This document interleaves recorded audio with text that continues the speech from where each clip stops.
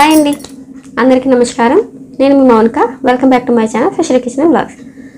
ఈరోజు మనం చాలామందికి అనిపిస్తూ ఉంటుంది కదా, లైఫ్ బాబా ఎందుకు వచ్చిందిరా దేవుడా ఈ లైఫ్ అని చాలా బోర్ కొడుతుంటుంది. ఒక్కొక్కరు చాలా డిప్రెషన్లోకి వెళ్ళిపోతారు, ఒక్కొక్కరు సూసైడ్ చేసుకునే దాకా కూడా వెళ్ళిపోతుంటారు. ఇవన్నీ ఏంటంటే మనం మానసిక స్థితి కరెక్ట్గా, మన బ్రెయిన్ని మనం కరెక్ట్గా మోల్డప్ చేసుకోవట్లేదు.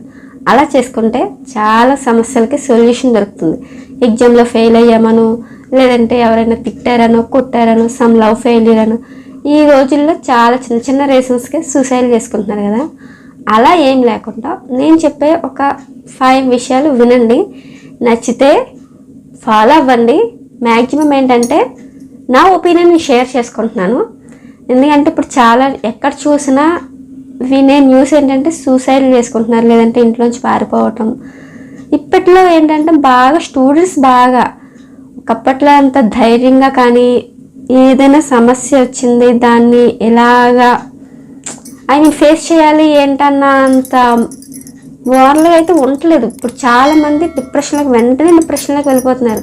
మొబైల్ కొనలేదనో, లేదా మొబైల్ ఇవ్వలేదనో, ఏదైనా సమ్ రీజన్స్, చాలా చిన్న చిన్న రీజన్స్ ఉంటాయి. అఫ్కోర్స్ అవతల వాళ్ళ నుంచి చూస్తే అవి చాలా పెద్ద సమస్యలు, యువతల నుంచి మనకు చూస్తే చిన్న చిన్న అనుకుంటాం. కానీ ఎక్కడున్నా ఎంత పెద్ద సమస్య అయినా, ఎంత చిన్న సమస్య అయినా సరే, మనం దాన్ని ఎలా ఫేస్ చేయాలి అని ఒక చిన్న లాజిక్ అంటూ ఉంటుంది కదా. చెప్తారు కదండి, సమస్య అంటూ ఉంటే దానికంటూ ఒక పరిష్కార మార్గం ఎక్కడో ఒక దగ్గర ఉంటుంది, మనం వెతకాలి అని. అది వెతికితే మనకి ఎక్కడో ఒక దగ్గర దొరుకుతుంది. కాకపోతే ఏంటంటే మనం అంత టైం వెచ్చించం, వెతకం. అందుకని చెప్పి ఈ ప్రాబ్లమ్స్ అన్నీ వస్తున్నాయి. నేనేంటంటే నాకు ఎన్ని చూసి నాకు అనిపించింది మీతో నేను షేర్ చేసుకుంటున్నాను. నచ్చితే ఫాలో అవ్వండి, నచ్చితే లైక్ చేయండి, నా ఛానల్ సబ్స్క్రైబ్ చేయండి, నాకు సపోర్ట్ ఇవ్వండి. లేదు కదా మీ ఇష్టం, కానీ మీకు నచ్చితే లైక్ చేయడం మాత్రం మర్చిపోకండి. ఎందుకంటే ఇది కొంచెం మందికి చేరితే చాలా మందికి యూస్ అయ్యే వీడియో అని నేను అనుకుంటున్నాను. మీకు యూస్ఫుల్గా అనిపిస్తే లైక్ చేసి షేర్ చేయడం మర్చిపోకండి. సరే, ఇప్పుడు టాపిక్లోకి వచ్చేద్దాం. ఏం లేదండి, మనకి లైఫ్ అంటే చాలా బోర్ కొట్టేస్తుంటుంది కదా, చాలా ఇరిటేషన్గా కూడా ఉంటుంటుంది. ఒక్కొక్కసారి ఎక్కడికైనా పారిపోదాంరా దేవుడా అనిపిస్తుంది కదా, ప్రశాంతంగా ఎక్కడికైనా మొత్తం ఈ బంధాలు అన్నీ వదిలేసుకుని పోవాలి అనిపిస్తుంటుంది. అలా అనిపించినప్పుడు నేను చెప్పే 5 ప్లేసెస్కి వెళ్ళండి. ఫస్ట్ ఆఫ్ ఆల్ శ్మశానానికి వెళ్ళండి. నేను చెప్పింది కరెక్టే, మీరు విన్నది కరెక్టే. శ్మశానానికి వెళ్ళండి. అక్కడికి ఎందుకు అనుకుంటున్నారా? మనకైనా ప్రాబ్లమ్స్ ఉన్నా, ఏ ప్రాబ్లమ్ సొల్యూషన్ లేకపోయినా, మనకి ఇది జీవితం ఎందుకురా దేవుడా విరక్తి వచ్చేస్తుంది అన్న మూమెంట్లో ఉన్న ఒక్కసారి శ్మశానానికి వెళ్ళండి. ఎందుకు అంటే అక్కడ మనకంటే ఊడదీసిన వాళ్ళు చాలా చాలా పెద్ద పెద్ద తల పండిన వాళ్ళు ప్రశాంతంగా పడుకొని ఉంటారండి. అక్కడ వాళ్ళని చూస్తే మనకు తెలుస్తుంది మనకంటే అంతగా బతికిన వాళ్ళు. ఎందుకు పూర్వకాలం రాజుల చరిత్రలు వింటే ఎన్ని వస్తాయండి. మన భారతదేశం మీద 17 సార్లు దండయాత్ర చేసిన ఆ రాజుగారు, హిట్లర్ గారు, చాలామంది ఉన్నారు. అశోక్ చక్రవర్తి, షాజహాన్ గొప్ప గొప్ప కట్టడాలు కట్టారు. రాజుల చరిత్రలు తీసుకుంటేనే వాళ్ళని ఏమైనా తీసుకెళ్లారా? ఎంతో క్రూరంగా ఉండేవాళ్ళు ఉన్నారు, ప్రజలతో ఎంతో సమైక్యంగా ఉన్న వాళ్ళు ఉన్నారు, ఎంతో గొప్పగా బతికిన వాళ్ళు కూడా ఉన్నారు.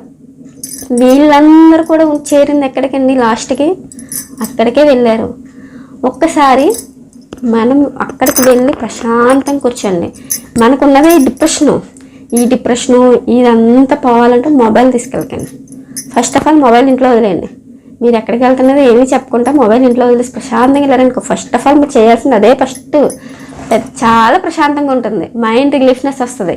ఒకసారి వెళ్ళి అలా కూర్చోండి. మొత్తం పేర్లు రాస్తుంటారు కదండి, ఎంత గొప్పోళ్ళు మనకి కొంచెం మంది తెలుస్తారు. మనం అనుకుంటూ ఉంటాం, ఒక్కొక్కరైనా చనిపోతే అయ్యో ఈయన ఎంత బతికారు, ఎంత మంచోడు అని అనుకుంటూ ఉంటాం. కానీ చివరికి ఏమవుతుంది? అలాంటి వాళ్ళ చరిత్రలు తీసుకుంటుంటేనే మనకంటూ ఒక తెలుస్తుంది. ఒకసారి వెళ్ళి మీరు ఎప్పటి వరకు ఉండగలను, ఎంత టైం స్పెండ్ చేయగలను అంత టైం స్పెండ్ చేయండి, ఉండండి. ప్రశాంతంగా కళ్ళు మూసుకుని ఉండండి. మనకున్న ఈ డిప్రెషన్లోను, ఈ వైరాగ్యం, దీంట్లో కంటే ఏది ఉండదు. అక్కడ భయపడాల్సిన పని అయితే ఉండదు. వెళ్ళి ఈవినింగ్ ఇంటికి వచ్చేయండి, ప్రశాంతంగా పడుకోండి. స్నానం చేసేసి భోజనం చేసి ప్రశాంతంగా పడుకోండి. ఆ మరుసటి రోజు ఇంకొక దగ్గరికి వెళ్ళండి. అయిపోయింది కదా ఫస్ట్ డే, ఏం జరిగింది, ఏం అబ్జర్వేషన్ చేసుకున్నారు, దాని నుంచి మీరు ఏం నేర్చుకున్నారు అన్నది మీకంటూ ఉంటుంది కదా. రాసుకుంటే ఒక డైరీలో రాసుకోండి, లేదా మీకు బ్రెయిన్లో ఉంటుంది అనుకుంటే ఓకే, దట్స్ ఇట్, అంతటితో వదిలేండి. సెకండ్ డే మళ్ళీ సేమ్ స్నానం చేయండి, వెళ్ళండి. వితౌట్ మనీ వెళ్ళండి. వెళ్ళి ఎక్కడికి వెళ్ళాలి అనుకుంటున్నారా? గవర్నమెంట్ హాస్పిటల్కి వెళ్ళండి. ఎక్కడికి వద్దు. ఒక్క గవర్నమెంట్ హాస్పిటల్కి వెళ్ళి మీరు ఏం చేయొద్దండి, జస్ట్ అలా కూర్చోండి. బయట ఓపీ రాస్తుంటారు కదా, లేదా జనరల్ వార్డ్కి వెళ్ళి తిరగండి. మీరు అసలు ఏమీ చేయొద్దు. ఒక్క మాట మహా అయితే మీకు ఏమైనా మాట్లాడే తత్వం ఉందనుకో, మీరు నలుగురిలో కలుస్తారు వాళ్ళని అనుకో, వాళ్ళ బాధలు వినండి, అసలు ప్రాబ్లం ఏంటో తెలుసుకోండి. అక్కడికి ఎందుకంటే రకరకాల వాళ్ళు వస్తారు, ఎన్నెన్నో బాధలతో ఉన్న వాళ్ళు వస్తారు. ఒకళ్ళు చావుతో పోరాడుతున్న వాళ్ళు ఉంటారు, ఒకళ్ళు చచ్చిపోయిన వాళ్ళు ఉంటారు, ఒకళ్ళు చావు బతుకులు మధ్య ఉంటుంటారు, ఒక్కొక్కరు బతుకంటే ఏంటి, నాకు ఇప్పుడు బతికితే నాకు తెలియాలి అన్న వాళ్ళు ఉంటారు. ఇప్పుడు నాకు జీవితం చాలా అవసరం, ఇప్పుడు నన్ను బ్రతికించి దేవుడా అని వేడుకుంటున్న వాళ్ళు ఉంటారు. ఇంతమందిలో మన సమస్యలు ఎంతకని కనిపిస్తే చెప్పండి. ఒకసారి వెళ్ళండి. మీకైనా మాట్లాడాలి తత్వం ఉందనుకోండి, వెళ్ళి వాళ్ళతో మాట్లాడుకొని నలుగురితో కలిసి మీరు డబ్బులు సాయం ఏం చేయొద్దు, జస్ట్ మాట సాయం చేయండి. ఎందుకంటే ఇప్పుడు డబ్బులు సాయం చేసి అసలు ఏది వద్దు. మాట్లాడి మీరు అక్కడ కూర్చొని మీరు అంతవరకు టైం స్పెండ్ చేయగలరు. ఈ మ్యాక్సిమం ఈవినింగ్ వరకు ఉండి మళ్ళీ సేమ్ యాజ్ యూజువల్గా ఇంటికి వచ్చేయండి. ప్రశాంతంగా మళ్ళీ ఆ రోజు జరిగిందంతా ఒకసారి మననం చేసుకోండి. అవన్నీ కూడా ఒకసారి నోట్అవుట్ చేసుకోండి. ఎందుకంటే ఇవన్నీ గుర్తుంటాయి లైఫ్లో. ఎప్పుడైనా సరే మనం రాసుకునేది ఎప్పుడైనా చదివితే అప్పుడు ఎలా చేసాం కదా అని ఒక మెమరీ ఉంటుంది. ఫోన్లో ఫొటోస్ చూసే కంటే కూడా ఆ రోజు ఎప్పుడు తీసామా ఏంటని గుర్తుండదు. కానీ రాసుకుంటే ఆ రోజు ఎక్కడికి వెళ్ళాము, ఎందుకు చేసాము, ఏం చేసాము, ప్రతిదీ గుర్తుంటుంది. చక్కగా మన బ్రెయిన్లో కూడా వస్తుంది. అయిపోయింది కదా, పడుకోండి. మళ్ళీ మరుసటి రోజు లేవండి. ఒకసారి 2 రోజులది ఏం జరిగిందని ఒక్కసారి అలా పీస్ఫుల్గా కూర్చొని వినండి. సరే అయిపోయింది కదా. ఇప్పుడు 3వ రోజు వచ్చింది కదా. ఈ 2 ప్లేసులకు వెళ్ళేటప్పటికే మనకి కొంచెం లైఫ్ అంటే ఏంటి, మన లైఫ్ని స్పాయిల్ చేసుకోవడం అవసరమా అనే క్వశ్చన్ మనకే వస్తుంది. రాలేదు కదా, ఒకసారి మళ్ళీ ఇక్కడికి కూడా వెళ్ళండి. 3rd ప్లేస్ అనాథాశ్రమాలకు వెళ్ళండి. అనాథాశ్రమాలకు వెళ్ళి ఒకసారి వాళ్ళతో కూడా టైం స్పెండ్ చేయండి. ఇప్పుడు కూడా డబ్బులు పట్టుకెళ్ళొద్దు. పట్టుకొని వెళ్ళి మొత్తం అలా తిరిగి వాళ్ళతోటి మనం ఎంత అదృష్టవంతులమో, తల్లిదండ్రుల ప్రేమను పొందుతూ లేదా భార్య పిల్లలతో మన కుటుంబాన్ని నిర్మించుకొని మనం ఉంటే మనం ఎంత అదృష్టవంతులమో, అసలు ఏ ఆలనా పాలన లేకుండా ఒక్కళ్ళు ఎప్పుడు పెడతారా అని చూసే వాళ్ళ దగ్గర నుంచి ఎలా ఉంది ఏంటని ఒకసారి చూసుకోండి. ఇవన్నీ చూసుకొని ఉండండి, మీకే ఒక ఐడియా వస్తుంది. సరే అయిపోయింది కదా, పిల్లలతో టైం స్పెండ్ చేయండి, లేదా వృద్ధాశ్రమానికి వెళ్తారో ఏదైనా సరే వెళ్ళి వాళ్ళతో ఒక టైం స్పెండ్ చేసుకొని మళ్ళీ ఇంటికి వచ్చేయండి. మళ్ళీ అయిపోయింది, ఆ రోజు కూడా పూర్తి అయిపోయింది కదా మీకు. ఇంకా 4th డే. ఇప్పుడైతే మీరు ఇప్పుడు తినడానికి బాక్స్లని ఇవన్నీ ఏదైనా తీసుకొని వెళ్తారు. ఈ 4th ప్లేస్కి అయితే అసలు ఏది తీసుకెళ్ళద్దు. వితౌట్ మనీ పర్సు అండ్ చేతిలో కూడా చిల్లి గవ్వ ఉండద్దు, బాక్స్ కానీ ఏం పట్టుకొని వెళ్ళద్దు. ఓన్లీ మీరు ఖాళీ చేతులతో అలా బయటకు వెళ్ళండి.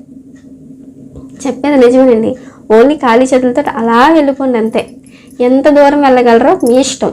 మంచి ప్రశాంతమైన ప్లేస్కే వెళ్తారో లేదా అందరూ నలుగురు తిరిగే ఎక్కడికైనా వెళ్ళండి. మీ చేతిలో మొబైల్ ఉండకూడదు, డబ్బులు ఉండకూడదు, మీ చేతిలో లంచ్ బాక్స్ కానీ టిఫిన్ బాక్స్ కానీ స్నాక్స్ కానీ ఏమీ ఉండకూడదు.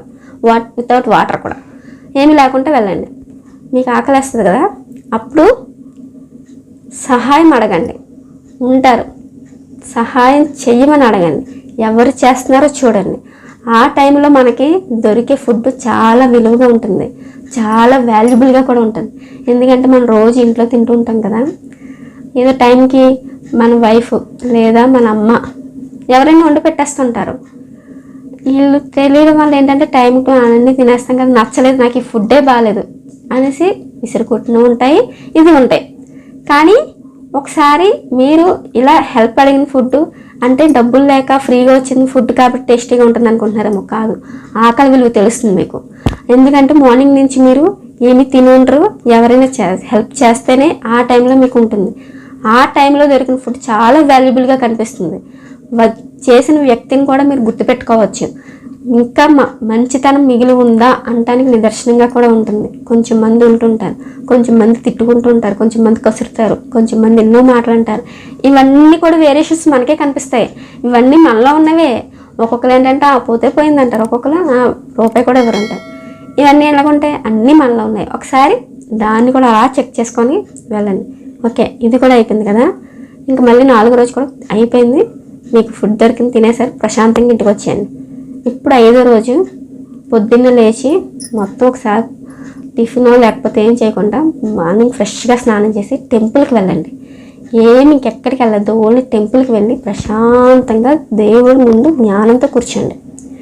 మీకు ఈ 4 రోజుల అనుభూతులు తెలుస్తాయి కదా, ఈ అనుభూతుల్లో మీరేం నేర్చుకున్నారు, మీకేం తెలిసింది, మీకు లైఫ్ అంటే ఏంటి, అసలు జీవితం మనకు వాల్యుబుల్లా కాదా, ఇవన్నీ మనకు తెలుసు కదా. అసలు ఫ్యామిలీ ఇంపార్టెన్స్ ఏంటి, ఎవరి వాల్యూ ఏంటి, తండ్రి బాధ్యత ఏంటి, అక్కడ తల్లి బాధ్యత ఏంటి, అన్నదమ్ములు, తోబుట్టువులు, లేదు పెళ్ళైతే వైఫ్, భార్య పిల్లలు, వీళ్ళందరి గురించి ఒక అవగాహన వస్తుంది. లేదు కదా, మీకు పిల్లలు డిప్రెషన్లో ఉన్న పిల్లల్ని కూడా అలా బయటకు తీసుకెళ్తూ ఉండండి. మీ పిల్లలు ఎక్కువగా అల్లరి చేస్తూ ఉంటారు కదా, వాళ్ళని కంట్రోల్ చేయడం అనేది ఎక్కువగా అంటూ ఉన్నారంటే ఒకసారి అనాథాశ్రమానికి తీసుకెళ్ళండి. వాళ్ళలో కూడా మార్పు వస్తుంది. ఎందుకంటే వీళ్ళు ఎంత అదృష్టవంతులో వాళ్ళకంటే వీళ్ళు ఎంత లక్కీ అని తెలియాలి కదా. ఇప్పుడు నేను ఒక తప్పు చేస్తున్నాను అంటే తప్పు చెప్పినా వింటలేదు అంటే మనం మనకంటే తక్కువ ఉన్నామని చూపిస్తేనే మనం వాల్యూ ఏంటనే తెలుస్తుంది. మన తల్లిదండ్రుల వాల్యూ కూడా మనకు తెలుస్తుంది. లేదంటే అసలు తెలియదు కదా. ఒక్కసారి ట్రై చేయండి, ఇలా వెళ్ళండి. పిల్లల గురించి కూడా తీసుకుని వెళ్ళండి. మీరు గుళ్ళో కూర్చొని ప్రశాంతంగా ఆలోచించుకుంటారు కదా, ఇవన్నీ మీకంటూ ఒక అవగాహన వస్తుంది కదా. ఇంటికి వచ్చేయండి. మీరు యాజ్ యూజువల్గా మళ్ళీ మీ డే స్టార్ట్ చేయండి. ఇప్పుడు ముందున్న డేస్కి ఇప్పుడున్న డేస్కి ఏమైనా డిఫరెన్సెస్ వచ్చాయా, ఈ ముందు రోజులకి ఇప్పటికీ నాకు లైఫ్ బోర్ కొడుతుందన్న ఫీలింగ్ ఏమైనా మీకు వచ్చిందా, ఇదేనా అనిపిస్తుందా, కొంచెం అన్న చేంజెస్ ఉంటాయి కదా. నాకు తెలిసి చాలా చేంజ్ వస్తుంది, చాలా అంటే చాలా వస్తుందండి.